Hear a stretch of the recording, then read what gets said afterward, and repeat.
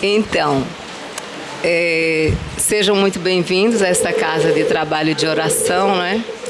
E na noite de hoje nós fomos incitados a falar um pouco sobre a adoração exterior. A adoração é uma das leis da natureza que está contemplada, né, no livro dos Espíritos. Seria aqueles que quiserem adentrar de uma forma mais profunda no assunto. É a primeira lei, a lei da adoração no livro dos Espíritos. E a adoração exterior inicia-se no item 653 e vai até o item 656. Se nós nos reportarmos aos primórdios da era cristã, mais precisamente no século II, nós vamos verificar que era muito comum na antiga Roma o ofertamento de sacrifícios e de coisas materiais. Isso fazia parte da ritualística que era estabelecida pelos sacerdotes que naquela época, né, viviam nos templos. E esses atos de sacrifícios e de oferendas materiais, eles constituíam atos de adoração.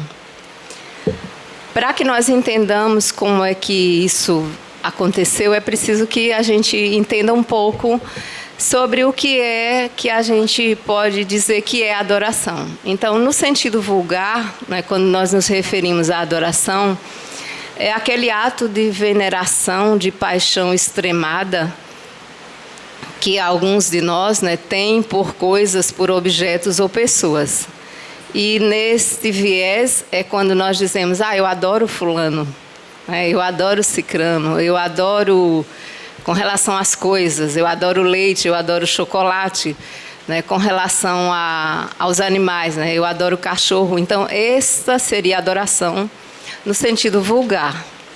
Mas existe a adoração no sentido fundamentalmente religioso, que é aquela forma de veneração, né, a Deus. E essa iniciou-se desde quando nós já iniciamos a nossa fala, né, quando na Roma antiga se fazia aqueles sacrifícios. Então era uma ritualística pertencente à área religiosa, uma forma de adoração também. E nós temos a adoração segundo o ponto de vista da doutrina espírita. A adoração na doutrina espírita é um ato que nós promovemos de nos relacionarmos com Deus em espírito e em verdade, que é diferente dessa adoração vulgar e dessa adoração exteriorizada por algumas correntes religiosas. E por que a adoração começou, né, desde os primórdios das civilizações, né, começando com o desenvolvimento mais do ser humano? Porque naquela época as pessoas vinham as catástrofes naturais, vinham esses flagelos, né, com relação àquilo que atingia o homem no aspecto social e no aspecto material. Então, as pragas que atingiam a natureza, a agricultura, pragas que atingiam o próprio ser humano, tudo isso era interpretado naquela época onde a maioria dos povos ainda praticava o politeísmo, né? Eles acreditavam que os deuses eram deuses vingativos e estavam irados por alguma razão que, obviamente, pelo pouco conhecimento ainda, né, em termos de intelectualidade, não havia o entendimento. Então, para aplacar a ira desses deuses, eles acreditavam que, ofertando aquilo que de melhor eles tivessem, esses flagelos seriam debelados, senão pelo menos minimizados. Então, o que era ofertar o que de melhor tinham? Se fosse sacrifícios, variava desde os sacrifícios de animais até, por vezes, o extremo de sacrificar os próprios seres humanos. Então, havia o sacrifício de virgens, de guerreiros, homens perfeitos, porque seria aquilo que eles tinham de mais importante para que os deuses se acalmassem e a situação voltasse às condições de normalidade. Então, e esses sacrifícios extremos ficou naquela época, mas aí nós vamos nos reportar para os dias atuais. Então, nós ainda temos diversas formas de adoração. Há, por vezes, a adoração exterior, que é pactuada entre o indivíduo e Deus, isso na concepção dele. Então, há pessoas que promovem uma troca, achando que Deus negocia, né, ele aceita as nossas negociações, as nossas condições. Então, há pessoas que querem arranjar um casamento, por exemplo, né, arranjar um namorado, enfim, essas coisas que dizem respeito ao nosso mundo material. Às vezes é um emprego, às vezes é aprovação em um concurso.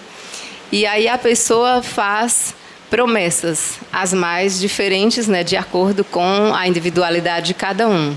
Então, existe esse intercâmbio entre o mundo nosso, né, material, e o mundo espiritual, achando-se por vezes que Deus submete-se a esses nossos caprichos, né? Então, se eu for aprovada em um concurso, eu vou ofertar, por exemplo, 20 cestas básicas, né? Se eu conseguir um marido, eu vou passar 2 anos me abstendo de determinado alimento. Então, há pessoas que acreditam nessa barganha. E existe, além dessa troca individual, né, existe aquela que é institucionalizada. Infelizmente, acreditamos que todos aqui sabem que determinadas correntes religiosas, né, promovem também isso de forma institucionalizada mesmo. Então, existe nesses, não sei como chamar-se, templos, nesses locais, né, os dias em que é o dia do empresário, o dia da afetividade, e aí a pessoa dá lá um X, e dependendo do X que você puder dar, você vai ser um empresário de médio porte, de pequeno porte, né? Você vai conseguir um afeto mais ou menos de acordo com a sua necessidade. E isso é terrível, porque quando isso ocorre do indivíduo, eu e Deus, e aquilo realmente é algo em que eu acredito, como Deus conhece o móvel de todas as coisas, isso há de ter algum proveito. Mas quando isso passa a ser algo institucionalizado, com o fito de exploração, aí a gente vai responder, né? A quem muito se deu, muito será cobrado. Então, as pessoas que intermediam, através das instituições, né, esses pactos, essa forma de intercâmbio com o divino, elas responderão. Inclusive porque elas mantêm as pessoas nesse estado de aliciamento e de ignorância de uma forma proposital, porque infelizmente isso é lucrativo. E aí é uma verdadeira mina, só que quem age dessa forma está apenas mostrando o quanto nós ainda temos, né, de características inferiores e o quanto precisamos evoluir. Então é necessário que nós entendamos por que colocamos dessa forma? Porque aí agora vem a adoração como nós entendemos, como nós aprendemos na doutrina espírita, que é a adoração, o amar a Deus, né, em espírito e em verdade. E o que significa isso? Significa que nós devemos adorar em Cristo como cristãos, aqueles cristãos que são realmente seguidores do Cristo. Porque às vezes a pessoa se diz cristão, mas não é praticante dos ensinamentos do Cristo. O que é, então, essa adoração? É nós envidarmos todos os esforços que possamos para servir ao nosso semelhante. E servindo ao nosso semelhante, nós possamos contribuir para melhorar o mundo em que vivemos. E essa melhora só será possível se nós nos melhorarmos. Então, como muito bem diz Nando Cordel, né, a paz do mundo começa em mim. Então, a melhora do mundo começa em mim também. Se eu quero que o nosso orbe, né, saia dessa fase de provas e de expiações e caminhe a passos mais largos para a regeneração, eu tenho que ser responsável. Eu tenho que procurar servir ao meu semelhante, procurar promover a mudança no mundo partindo da mudança e da reforma íntima que cada um de nós deve fazer.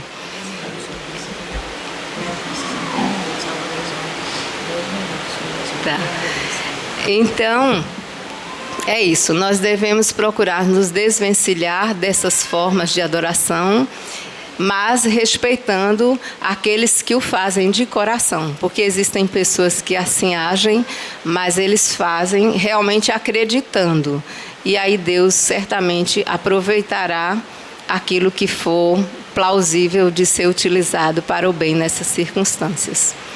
Então agora nós vamos convidá-los a fechar os olhos para que possamos orar. Amado Pai, em nome de Jesus, nós te rogamos para que na noite de hoje os ensinamentos que sejam aqui colocados estejam de acordo com as necessidades de cada um dos que aqui se encontram, encarnados e desencarnados. Solicitamos, Senhor, para nós todos, a Tua paz, o Teu amor e a Tua proteção. E que o nosso irmão que irá proferir a palestra seja intuído pela espiritualidade amiga e benfeitora, a fim de que tudo se dê segundo o que foi programado e a Tua santa vontade.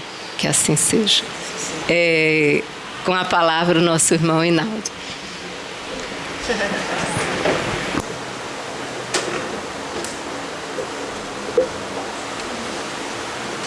Aperta embaixo. Caríssimos e amados irmãos, que a doce e serena paz do meigo Rabi da Galileia, Jesus, permaneça em nossas mentes e em nossos corações, hoje, agora e sempre. É assim sempre que trazemos o abraço fraterno da nossa Casa Máter, a Federação Espírita Pernambucana, e o Grupo Espírita Ninaroeira, e agora também a Casa dos Humildes. Estamos bem divididos nessas casas, o irmão Gertrudes também. Quer dizer, eu estou em 4 casas na realidade. São 2 perto de casa, uma que eu sou um dos fundadores, e agora como coordenador de área da federação, representando também a federação. Quando nós falamos sobre esse assunto, que no tocante à profundidade e extensão que ele tem no ser humano, ele é intrigante. E eu me questionava muitas vezes como trazer sempre esse tema para fazer os ouvintes, as pessoas que irão se propor a ouvir, tenham uma compreensão e saiam daqui um pouco mais aliviados a respeito do perdão. E ao equacionar, não digo a vocês que levei pouco tempo. Foi bastante tempo até conseguir ajustar esse tema para me propor a trazer as casas espíritas. Lógico que nesse transcurso de mais ou menos, eu não gosto de falar em data não, senão o pessoal fica pensando que eu sou centenário no espiritismo. Mas a explicação é lógica. Eu comecei muito cedo, viu gente? Mas e vou dizer que quando eu comecei tinha muita gente aqui que não tinha nem nascido. Eu tenho medo disso. Em 1975 foi quando eu comecei e fui apresentado a esse livro aqui, é o Livro dos Espíritos.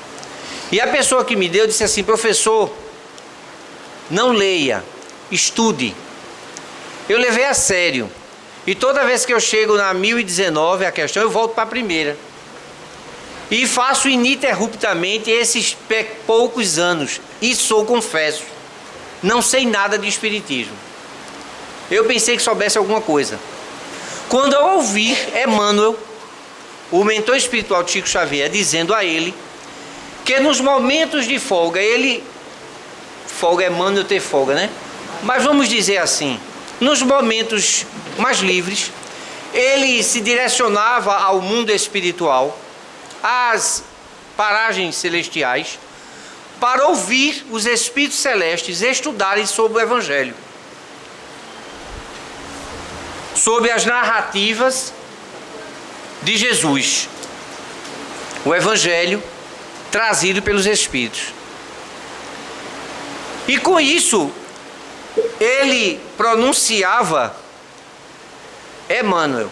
Ele dizia, Chico, e quando eu os vejo falando sobre o Evangelho, e me recordo que alguns encarnados ousam em dizer que o Evangelho, segundo o Espiritismo, está ultrapassado. E quando eu os vejo estudando esse Evangelho, eu percebo o quanto eu sou um asno. Olha, Emmanuel se achando um asno. Eu digo, pronto, uma ameba sou eu. Menos um pouquinho, né, minha irmã? Um átomo, né? Uma coisa bem básica. Porque se Emmanuel diz que esse livro está atualíssimo, quem somos nós? Para pelo menos dizermos que esse livro não nos traz nada.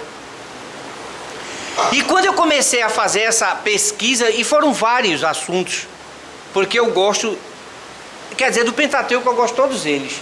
E gosto de falar, desde a Gênesis, Livro dos Médios, Livro dos Espíritos, eu gosto de falar em todos eles. Mas quando fala no Evangelho, e quando eu falava sobre o perdão, eu ficava intrigado, porque eu mesmo me debatia. E hoje tenho certeza que vou aliviar o coração de muita gente aqui. Porque tem técnica para perdoar. E quando tem técnica, tem um mecanismo, você basta apenas aprender. Vê como vai ser fácil hoje. Sairmos daqui conscientes de que pelo menos sabemos a técnica existe. Se você vai usar, eu não sei. Mas sabe que tem. E vai ver como é fácil perdoar. E vou dizer a vocês, levei esse tempo todo porque na evangelização infantil, juvenil, ao trazer esse tema, comecei a falar como todo principiante em falar, no ímpeto de falar sobre Jesus e falar sobre os seus evangelhos.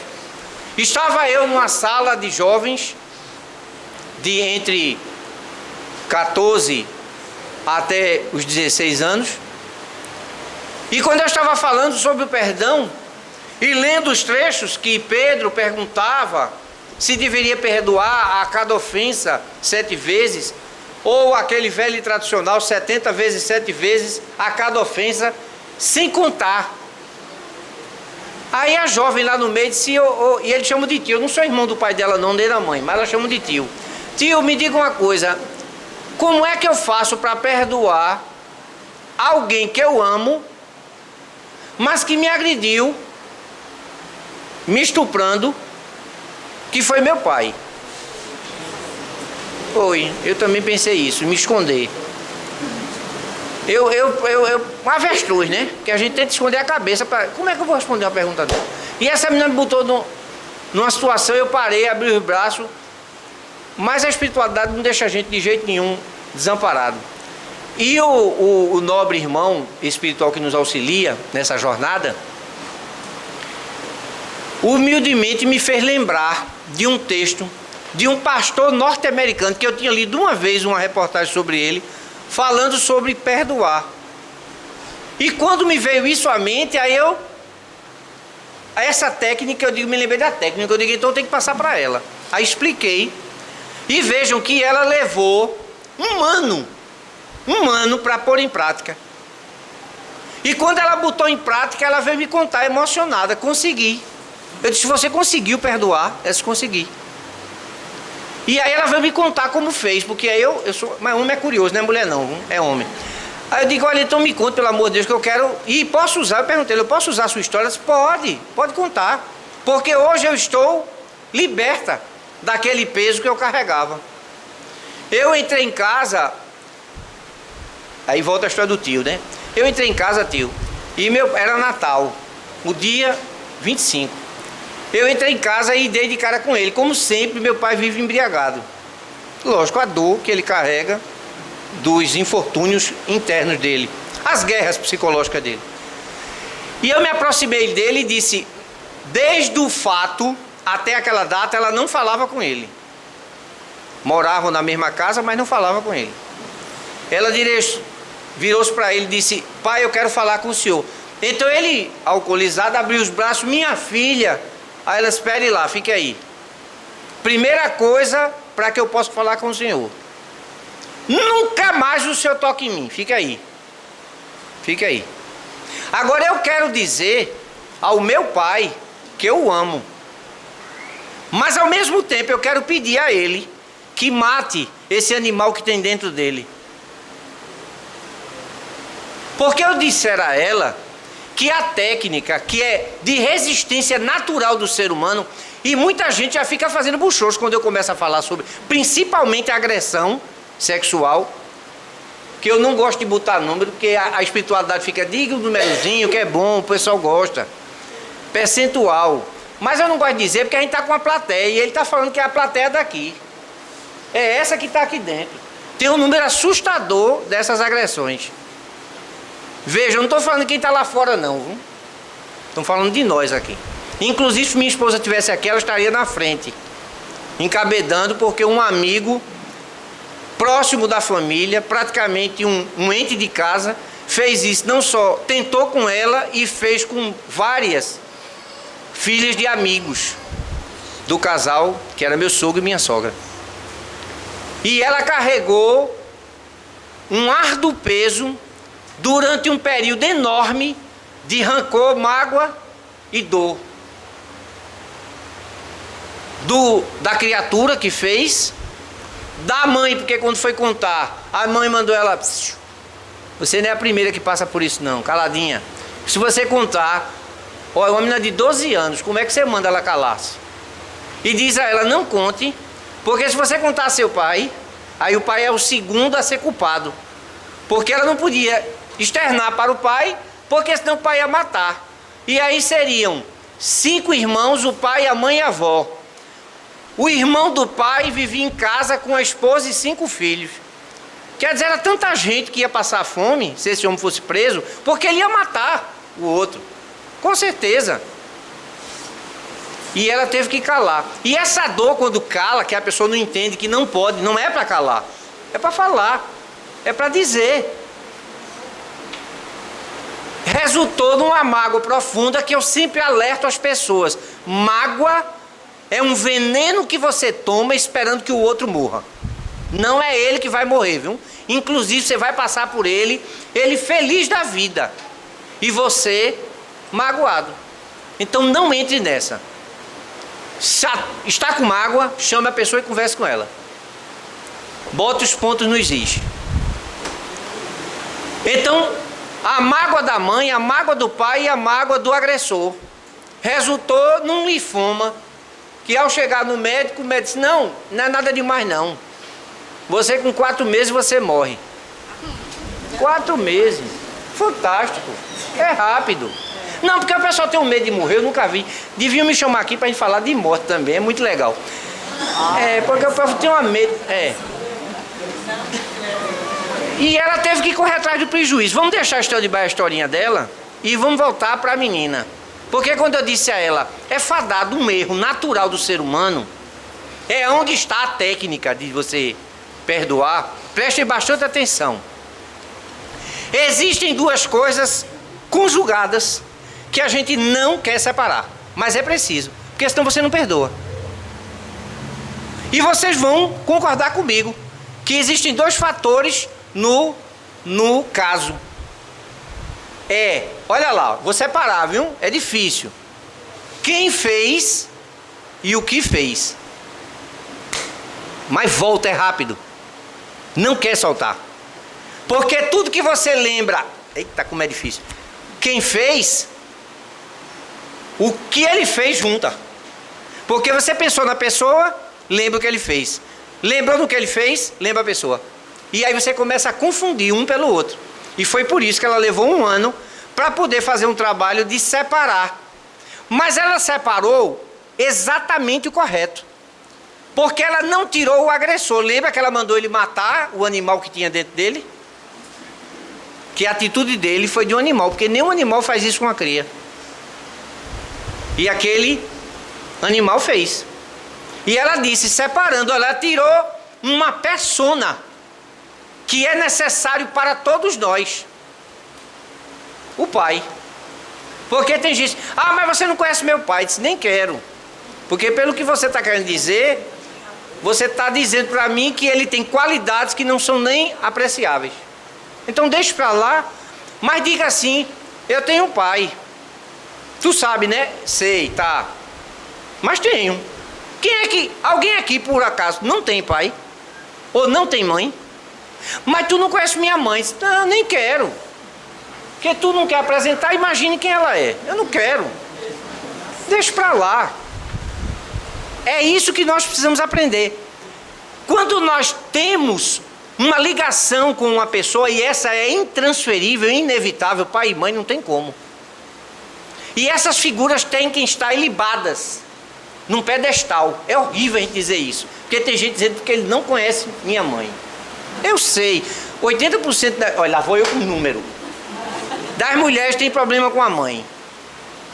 E as que mais evidente eu digo, ou não? Digo. Os braços são fortes. Quando o problema é com o pai, são as coxas. Não sou eu que digo não. É o corpo que fala. É uma graça. É. E aí você tem que resolver. Mas engraçado, todo mundo só quer resolver com o outro, botando o dedo na cara e dizendo o que não deve. É porque do mesmo livro que eu falei sobre o perdão, tem um outro capítulo aqui, que esse aqui esbarra. Por isso que eu estou falando de mãe e pai. Honrai vosso pai e vossa mãe. O problema que ele tem com você, você não pode falar, você não pode reclamar. Pai e mãe tem que se honrar. Mas está todo errado, sim. Você, ó. Ele e ela tem que se resolver com Deus. Não é você, que é filho, que tem que falar. Na dúvida, chega em casa, abre o capítulo de honrar vosso pai e vossa mãe e leia. Você vai entender por quê. Esse é o top de linha. Teve uma jovem que disse para mim, mas ela não quis saber de mim. E eu digo, que o povo é uma besteira de dizer, minha sobrinha, que é filha de minha irmã adotada. Essa, mas tio, minha mãe não quis nem saber de mim. Eu digo, sim, mas não lhe abortou. Já é maior. Já é uma grande vitória. Não lhe abortou. Desceu da maca, eu estava lá no dia. Desceu da maca e disse assim, o médico, a senhora não quer saber nem o sexo. Ela da porta sem olhar para trás, disse, dessa desgraça eu não quero nem saber de nada. E saiu. Genitora, gente. Uma abençoada que não abortou. Minha sobrinha linda, hoje mora na Suíça. Se tivesse abortada, no mundo espiritual, revoltada. Hoje, depois desse período todinho, mais de 25 anos, estaria pedindo para reencarnar. Então, quando nós começamos a nos libertar da ignorância, de ignorarmos o fato, hoje a gente sabe que tem que separar o que a pessoa fez da figura, do ser humano. Agora sim vamos falar sobre o perdão. Ao que ele fez, eu concordo com você, não perdoe. O que ele fez, não. Porque senão ele faz de novo. Ele faz de novo. Você não pode perdoar isso. Você tem que equacionar, entender por que ele fez. Para quando você equacionar por que ele fez, e a menina equacionou. Ela disse, o senhor tem um animal dentro do senhor. Distinto. Que me agrediu. O senhor tem que matar esse sujeito que está dentro do senhor. Mas a figura paterna, ela tinha necessidade de dizer que amava. Não era dele a necessidade, era dela. Ela precisava estar bem com o pai interior. Porque a gente tem a mania de dizer que pai e mãe e os outros são todos fora. Estão lá. Não. As pessoas até existem, mas elas estão desta pele para dentro. Elas fazem parte do teu mundo interior. Então pai e mãe têm uma relevância muito grande em nossas vidas. Vocês me perdoem porque eu vou abrindo as histórias, mas se aperrenou que eu fecho. Um amigo nosso, muito conhecido no meio espírita, foi casar-se novamente. E quando ele pediu a jovem em casamento, ela disse, é claro que eu não caso com você. Disse, mas você não disse que gosta de mim? Disse, gosto. Mas como é que eu posso amar um homem como eu amo, aceitar em casamento, o qual ele tem ódio do pai? Aí ele vem feito aquelas pessoas que vêm para mim. Ah, mas você não sabe, meu... Não, ela assim, não quer saber. E outra, seu pai já morreu. Ele se já. E como é que eu vou? Você quer que eu me reconcilie com ele? Aí ela riu. Esse besta, tu és espírita. Tu não sabes que teu pai não morreu? A reconciliação com seu pai está onde? Dentro de você. Você tem que se reconciliar com a figura paterna que ele representa para você. A figura. Não estou falando da pessoa que fez o que fez. Ele saiu, daí bateu em minha mãe, batia, deixou a gente ficar com fome. Tinha uma relação horrível. Que qualquer pessoa diz, isso não é um homem, isso é um animal. Como é que faz uma coisa dessa? Não é? Concordo. Porque o que ele fez não se pode aceitar. Se pode equacionar para entender o quanto ele era ignorante. E ela complementou com chave de ouro. Se olhe, com o que você assistiu seu pai fazer, se você não o perdoar, aí você quer que eu case com você, para você ser exatamente o que o seu pai foi? Para os meus filhos? Quero não. Se reconcilie com ele primeiro, para depois eu aceitar você em casamento, e aí nós procurarmos a ter filhos. Porque quando eu tiver meus filhos, você vai tratá-los igual como seu pai tratou, porque foi assim que você aprendeu.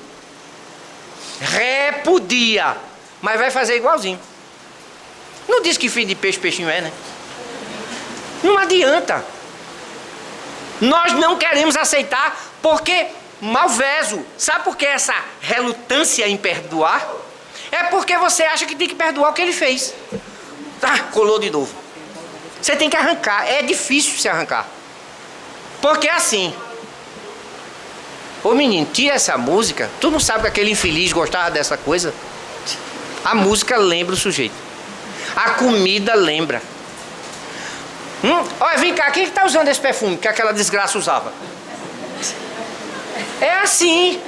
Olhe, você é escravo do ódio que você tem. Porque tudo lembra a pessoa. Por isso que diz que só o amor é que liberta. É preciso que você ame. Liberta essa criatura. Tire ele da sua vida. Porque até uma roupa que o outro usa. Rapaz, quem mandou tu comprar roupa nessa cor? Aquela mulher usava. Não é disso que nós estamos falando. Veja, você começou a confundir. Agora, é tão forte que as tuas reações orgânicas são compatíveis com o estímulo de cheiro, cor, qualquer coisa. Deus te abençoe. Qualquer coisa. Qualquer coisa lembra. E daqui a pouco o teu mundo está tão pequeno que tu não sabe se corra, se fique, se dance, se pule. O outro está presente. E ele vai te sufocar. É tão interessante quando a mulher passa por um processo como esse e chega lá na casa falando que quer novas experiências. Eu quero me libertar e quero correr num novo relacionamento. Não é assim, né? Aí disse, veja, a primeira coisa que você tem que fazer é mudar. Quem? Eu digo você. O dedinho podre é seu. Quando vai escolher, igualzinho ao anterior. As amigas dizem, Mulan, o que é isso que tu fizesse? Tu vai arrumar um namorado, mas menino é igualzinho. Menino, porque é família. Olha, eu tenho um defeito. Eu acho que vocês vão entender. Meu pai tem 10 irmãos e minha mãe tem 10 irmãos. São 115 primos. De primeiro grau. Entendeu que eu tenho um exemplo para tudo? Então o que o pessoal... É o cadinho. É o cadinho.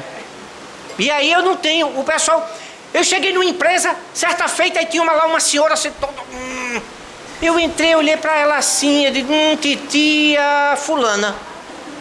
Quebra ela amanhã. Saí...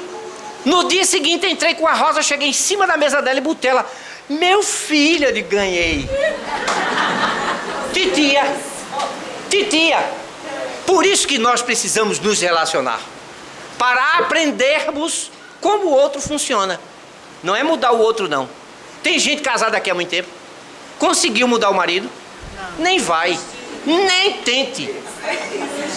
Assim como o homem, de pronto... já desistiu de entender a mulher. Não tem o que entender. É conviver. É conviver. E essa mudança, veja, é interior. É preciso a pessoa se conscientizar. Primeira coisa, se eu tenho alguém que me fez algo, duas pessoas, duas coisas. A pessoa que lhe fez e o que ele fez. O que ele fez, eu sempre gosto de dizer, não equacione perdoando o que ele fez, porque senão ele faz de novo. E eu gosto sempre de dizer, só tem um jeito de a gente entender.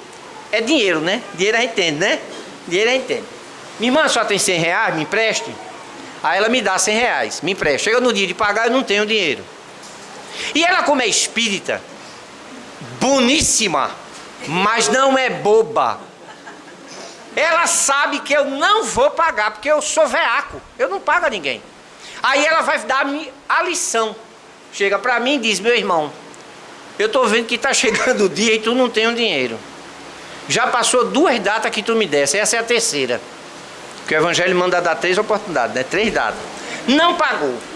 Então faz o seguinte, esqueça. Mas, olha o mais, mas, nunca mais me peça. Isso é o perdoar. Fazer o outro entender que ele não vai ter outra oportunidade. O bobo foi só a primeira vez, era o cartucho, devia ter pedido 200. Porque se ela disser para mim, está perdoado, e não me acrescentar, nunca mais me peça, quando ela der 2 passos, eu digo, minha irmã só tem 200? Agora é 200, eu vou arriscar os 200 agora. Se ela for boba realmente, e não espírita, ela vai me dar os 200. E eu vou dizer, nunca mais eu pago, já saio certo. E já sei que ela vai me perdoar. Então, quando nós entendermos que até para o perdão financeiro ou de um fato é necessário termos consciência do que nós vamos fazer. Então, quando alguém te faz algo, é preciso que você entenda que ele não poderia te dar mais do que ele lhe deu. É a primeira equação que você tem que fazer. É compreender que o outro é limitado. Aí vem aquela velha tradicional. Mas você não sabe o que ele fez. Eu digo, nem precisa. Não precisa. Não precisa. Há pessoas que chegam, atendimento fraterno, é um negócio fantástico. A mulher chega para mim, seu Inaldo, chorando. É para ver se me comove. Mas logo eu, ó. Aí eu fico olhando, digo, o que foi? O senhor não sabe, eu descobri que meu marido está me traindo. Eu digo, que bom, né? Poxa, que ele está me traindo, eu disse, não, que você descobriu. Ele lhe enganou até hoje. De antemão, daqui para frente, nunca mais ele vai enganar. Não vai. Agora você já sabe. Agora, como o homem está um material em extinção, tu vai fazer o seguinte, eu já alerto logo para ela não dizer, vou deixar, porque mulher tem um negócio de deixar, né? Calma, vá devagar. Não tome decisões precipitadas. Primeira coisa, equacione. O sujeito vale a pena? Não estou falando valer a pena, não. É a relação. O que foi que fez isso? O que foi que provocou? Aí eu já dou logo o choque. Eu digo, mas também, olhe para você. O que é que tem? Eu digo, levante, olhe no espelho. Não tem um batom nos beiços. No cabelo todo desgrenhado, amarrado com uma liga. É horrível. Lembre-se de como ele lhe viu. Faça ele se apaixonar novamente. E outra, minha gente, hoje mulher não tomar conta do seu marido é falta de experiência. Pergunte à sua mãe. A vovó sabe tudo. Sabe. Não sabe o quê, rapaz? Você chega junto dela do cabelinho branco. Vovó, como é? Aí ela faz, meu filho, olha, homem funciona daqui para baixo. Eu estou mentindo? Não.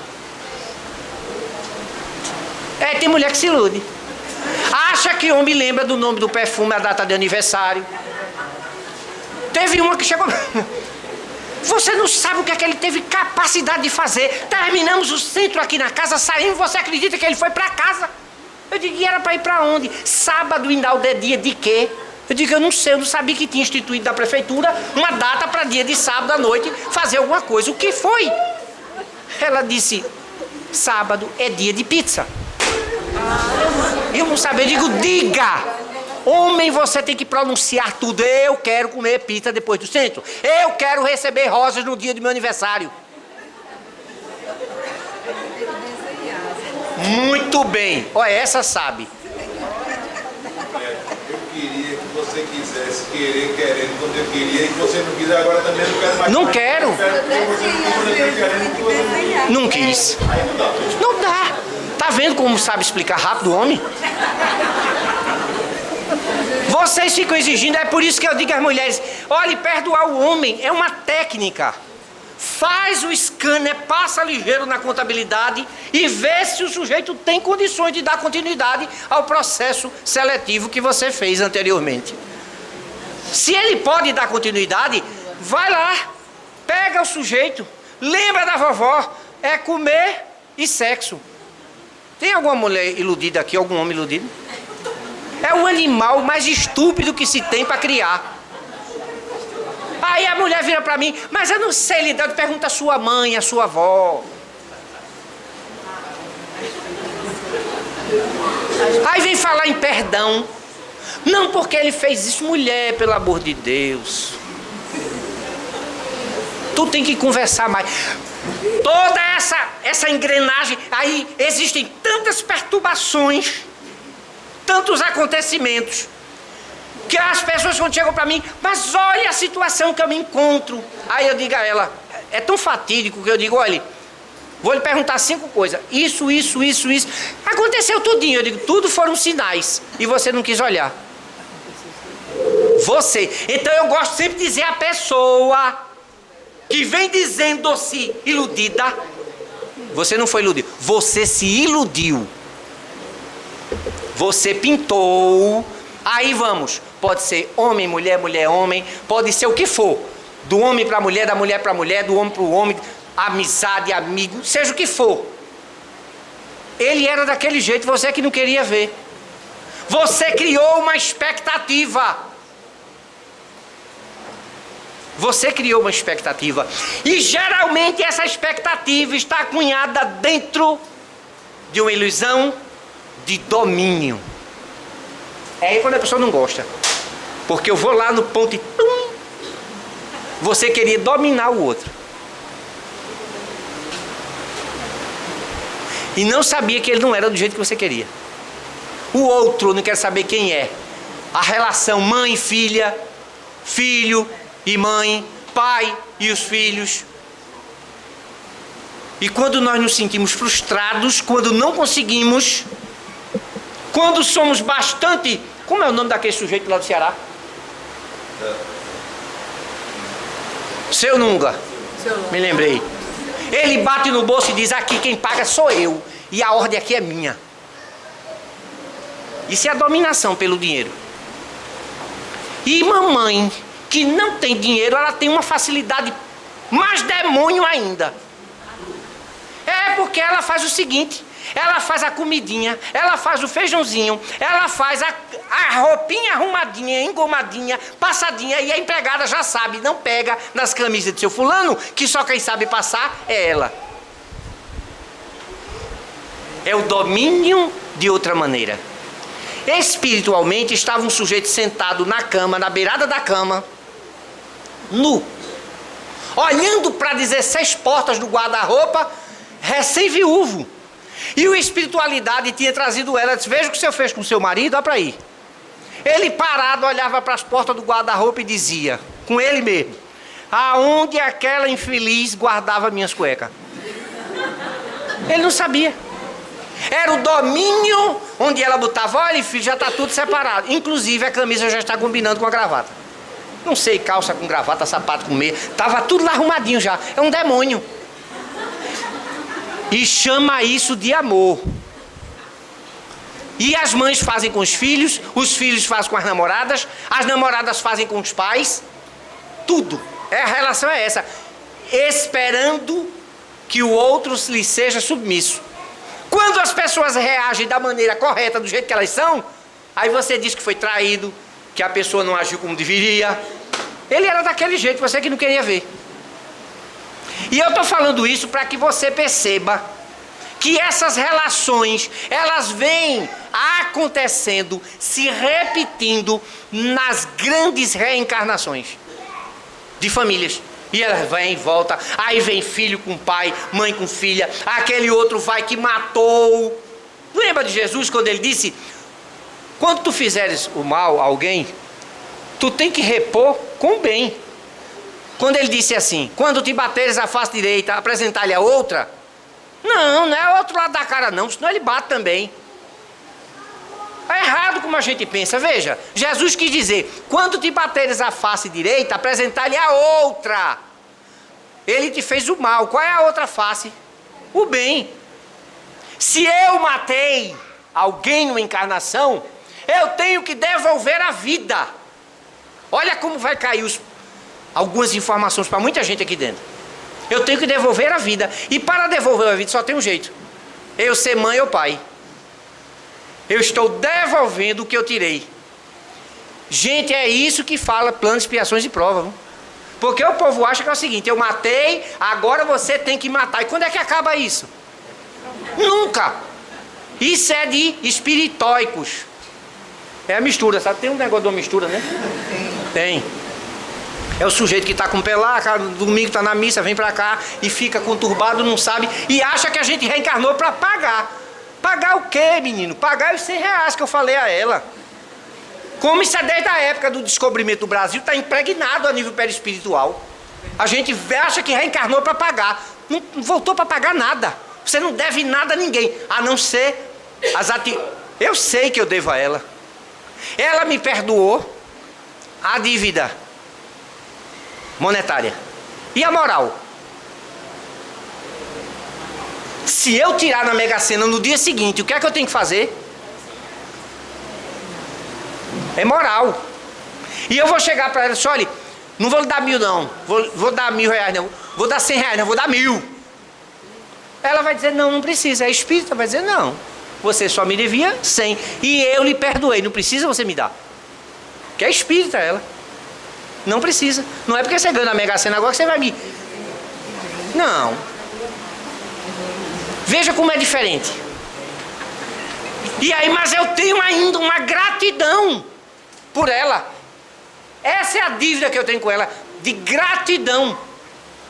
Por isso que Jesus, na hora que mostra aquele rei que manda chamar o sujeito que deve a ele e o perdoa, quando sabe que ele pegou no pescoço de outro, manda buscá-lo.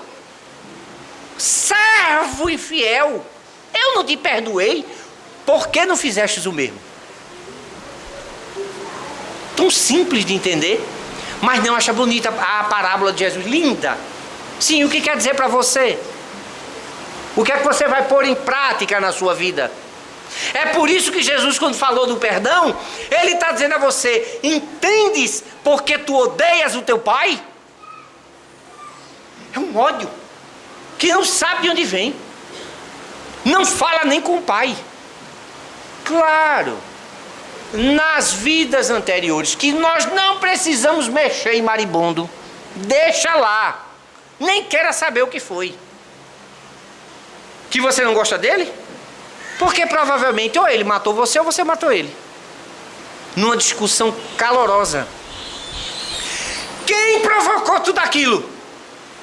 Hoje é a mãe, que fica no meio tentando apaziguar os dois. Foi quem provocou tudinho antes.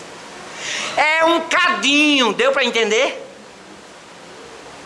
Quando vierdes depositar, Jesus ludicamente disse assim, quando vierdes depositar a tua oferenda ao altar, mas tiveres algo contra teu irmão, ou teu irmão contra ti, deixa a tua oferenda, retorna, quer dizer, reencarna e te reconcilia enquanto estás a caminho. Por isso que a reconciliação tem que ser equacionada. Separe, não pode estar junto. Perdoe o ser humano merece o seu perdão, não o que ele fez. Não misture, é um malveso que nós temos de misturar. Mas tudo me lembra, tudo. Comece a dissipar, romper. e deixa a pessoa sozinha. E olhe, que aquela pessoa, depois que você equaciona, eu me recordo, deixa eu olhar, 10 minutos, mas no instante corre esse relógio, trocaram a pilha, foi. Aí o bichinho corre demais. Uma mulher muito triste, porque não sabia o que fazer. Porque em passado, na encarnação própria, ela teria abandonado uma filha para adoção, porque não poderia sustentá-la, não tinha condições.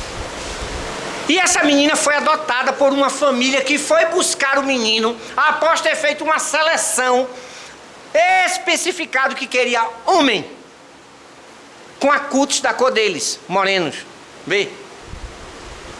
E queria do tipo de sangue, porque tinha algumas coisas. E aí o laboratório disse, encontramos uma criança, está no orfanato tal. Ela foi. Mas ao chegar no orfanato, esta criança que estava sentada na escada já fazia uma semana. Porque a mãe que abandonou disse, fique aqui, deu um beijo nela e disse, mamãe, volta já. Não voltou nunca mais. Horror, né? Horror. Eu também pensei assim. E a menina ficou lá. Todo dia ela vinha. E para tirá-la dali era briga. Essa mulher chegou e perguntou, por que essa menina está na escada de entrada do orfanato? Ele disse, é porque a mãe deu essa ordem a ela. E faz uma semana que para tirá-la dali todo final de tarde é a maior briga. Ela esperando a mãe chegar. E a mulher disse, deixa eu posso falar com ela? Ela disse, pode. Ela disse, olha, foi um encanto. A menina loira dos olhos azuis. E ela foi atrás de um menino moreninho, igual ela e o marido. Saiu nos braços quem? A menina no braço dela, já adotada, pronto. Paixão à primeira vista. Levou a menina. E a menina, com a promessa que ela deu à menina, quando sua mãe ligar para o orfanato, já sabe que você está comigo. E quando sua mãe ligar, vai ligar para aqui e eu lhe digo. Levaram-se 5 anos. Essa menina, no seu 5º aniversário, subiu na minha cama e me deu o melhor presente. Quando disse, posso lhe chamar de mãe? Ela disse, claro, minha filha. Se vou lhe pedir uma coisa, mamãe. Se aquela mulher ligar, diga que eu não estou. Lindo, né? Tá errado. Por que ela odia a mãe? E perdurou 16 anos. Aquela mulher que abandonou aquela criança tornou a casar com um homem cheio de dinheiro, que percebia no olhar daquela mulher a tristeza íntima e disse, eu tenho que aplacar essa dor. E pediu a ela que lhe dissesse o que foi. Ela disse, eu nunca tive coragem, mas hoje eu vou lhe dizer. Eu tive uma filha. E narrou tudinho. E ele aí chamou um advogado, deu um checão ao sujeito e disse, acha essa menina de todo jeito. Mas não tem jeito. No nosso país, na América do Norte, é proibido. Quando a criança é adotada, não se tem informação. Mas o sujeito moveu mundos e fundos para achar que ele era um desafio para ele como advogado. E descobriu onde a menina estava. Veja, sabia que a menina era loira, olhos azuis e gostava de cantar. E quando ele descobre exatamente isso, uma menina que gostava de cantar estava fazendo um recital. E quando ele chega lá e diz a ela, ao camarim, que gostaria de falar com ela, que era amando de sua mãe. Ela chegou no camarim, pegou o telefone, ligou para a mãe e disse, mãe, a senhora mandou vir alguém aqui? A mãe disse, não. Aí o homem chegou, ela disse, o senhor é mentiroso. Minha mãe disse que não tinha ninguém querendo falar comigo. Como é que o senhor ousa? Aí disse, não, mas eu estou falando da sua genitora. 16 anos se passaram. Olha como eclodiu o ódio, vê? Diga a esta mulher que não me procure. Se ela tentar, eu me mato. Mas eu não quero nem vê-la. E aí ele fez a pergunta crucial. Como você me diz que é feliz? Quem odeia não pode ser feliz. E aí foi ter com a família dela, que criou. E quando chegou lá que falou com a mãe, ela disse, fulano, eu não disse a tu que um dia se explodir. Aí entrou desesperado, o marido disse, calma, entre. Conversaram os três, arquitetaram com a menina a conversa e ela aqueceu. Como esta mulher me deu 3 anos de vida, eu vou dar a ela 3 minutos. Pode marcar o local, todo um aparato. Um andar todo fechado do hotel. A mãe com o marido num quarto. Um quarto só para se encontrarem. Outros pais de Elizabeth e ela. No momento em que o advogado apanha ela e diz: agora vamos, que a sua genitora já está lá no quarto. Ela segura-lhe o braço e diz: eu só vou lhe pedir uma coisa. Não me deixe sozinha com essa mulher. E ele dá o braço a ela e vai seguindo. E ela começa a contar a ele: o senhor sabe o que essa mulher fez comigo? Eu tinha 3 anos.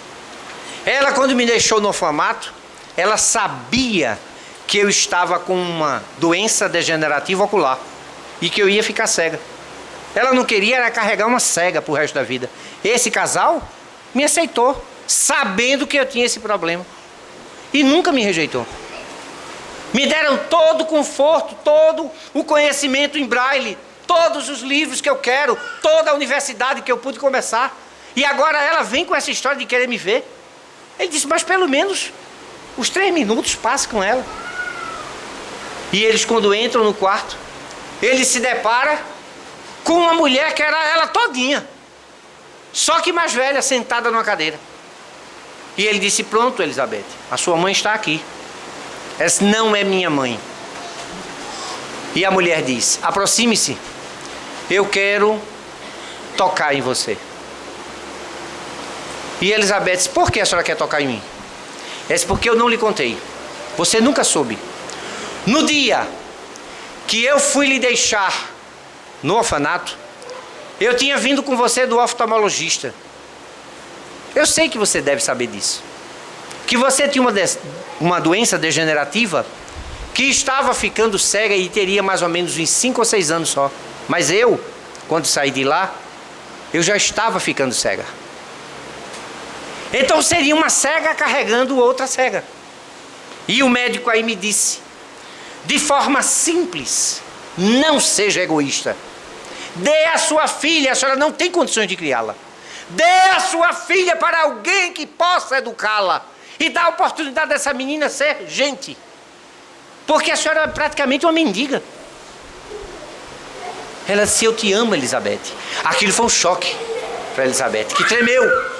Quando a mãe lhe tocou a face, ela estendeu as mãos, tocou a mãe. Aí muda tudo, né? E ele deu um passo atrás e ficou inebriado em ver aquela cena que resplandia amor, porque estava se entregando ali as verdades de cada um, o porquê das coisas que nós não queremos saber do outro. E quando ela soube, ela disse: mãezinha, eu não sabia disso. Se é minha filha, mas eu apenas segui o conselho do médico e tive. Você não sabe a dor que eu passei, porque depois que você assina aquele documento, 1 ano depois eu voltei e já não me disseram nem onde você estava mais, nem podiam me dizer, porque de livre e espontânea vontade eu dei. Agora casada, eu busquei e consegui. E ali o sujeito estava em êxtase, o advogado. Tanto que o marido, quando entrou, os pais de Elizabeth e o marido da mãe, ele disse: tome o cheque de volta. Aí ele disse: por quê? Disse: porque uma cena dessa não tem dinheiro que pague. Aí porque ele foi bobo, ele casou com ela, ele apaixonou-se por ela. Então vejam que muitas vezes a pessoa que te foi rude, você tem que ver a visão dela, por mais absurdo que seja a história. É para que você possa primeiro separar o que ele fez, para ver que ele só podia dar aquilo. Perdoe a pessoa e depois discretamente comece a olhar para o que ele fez E vá dando uma de Elizabeth, tentando se enternecer, olhar aqui as fraquezas humanas. As criaturas são impulsionadas muitas vezes por agressões anteriores. É porque o tempo no instante acaba, é rápido, né? Mas quanto nós temos? Tem depressa. Tem depressa de fazer esta noite. Porque tu sentirás, como minha própria esposa disse, quando eu perdoei aquele homem, dentro de mim no espelho perdoei a minha mãe. Pude entrar em casa, fazer uma coisa que há mais de 15 anos eu não fazia. Sentei no colo do meu pai, disse que o amava e o abracei em prantos. Eu tirei um peso. E está até hoje. O linfoma foi embora. Sumiu. O médico disse, eu acho que você fez o dever de casa. O médico era espírita. Você, eu acho que perdoou. As pessoas não acreditam. Se vocês deixassem, se tivesse tempo até mais ou menos uma meia-noite, dava para a gente contar uns 10 ou 15 casos. Que eu tenho e sou portador, porque conheço as pessoas. Pessoas que estavam, como agora uma amiga, em doença terminal. Eu disse, compra a passagem, minha filha. Você fez o que fez, foi em Brasília, acabou, arrasou com a mulher. Porque a mulher bota o dedo aqui, diz um bocado de coisa, porque são as suas verdades. Mas voltou, comprou a passagem, foi lá de novo, pedir perdão à mulher que tirou o marido dela de dentro de casa. Foi lá pedir perdão. Ousadia minha, eu não poderia ter feito isso. E ela ficou assim. Eu não teria coragem nem de dar a primeira viagem, quanto mais essa segunda agora sua. Você subiu no meu conceito como mulher. E são amigas agora. Quem tá louco é ele, sem entender nada. E ela voltou pra cá e disse pra mim, Naldo, o que é isso? Eu digo, o quê? Tá aqui, os exames dela mandou. Eu digo, sim, o que é que tem o exame? Bom, sim, você não tinha nada, você nunca teve nada. Mas eu tava, eu digo, não, você optou por não morrer. Você optou em perdoar. E sair dessa prisão. Pedro, Jesus perguntou, tu me amas? Claro, Senhor. Pedro, filho de Jonas, tu me amas? Tu tens dúvida disso, mestre? Pedro, tu realmente me amas? Então apacenta as minhas ovelhas. Ide pregai. Levai essa palavra do perdão às pessoas que vocês conhecem. Explique esse mecanismo infalível do perdão, para que possamos estar livres e nos encontrarmos um dia com Jesus e poder dizer, Senhor, missão cumprida. E nesta noite, senhores, missão cumprida.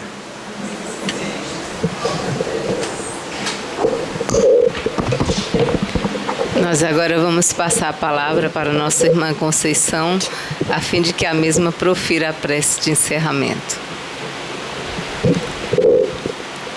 Bom para a gente ouvir nosso irmão palestrante Naldo. O perdão é uma forma de caridade. Vamos agora com nossos pensamentos, o nosso coração, a nossa alma, ter caridade e piedade e pedir perdão por essas criaturas que estão na Síria matando inocentes. Que Deus tenha misericórdia dessas almas ainda tão endurecidas, tão ignorantes, tão nas trevas. Que essas pessoas que ali estão se acabando, merecendo ou não passar por isso, mas são dignas do amor, da caridade, da misericórdia divina. Que nós estejamos presentes em espírito, consolando essas criaturas que ali estão sofrendo, essas almas que estão atordoadas, sem saber o porquê e onde estão. Que possamos ser consoladores, possamos ser um facho de luz para que se encontrem aonde quer que estiverem. Que Deus tenha misericórdia de todos nós, que assim seja. Caríssimos irmãos, profundamente agradecidos por tudo que recebemos na noite de hoje, desejamos a todos muita paz e progresso espiritual, dando por encerrada a primeira parte dos trabalhos da noite. Que assim seja.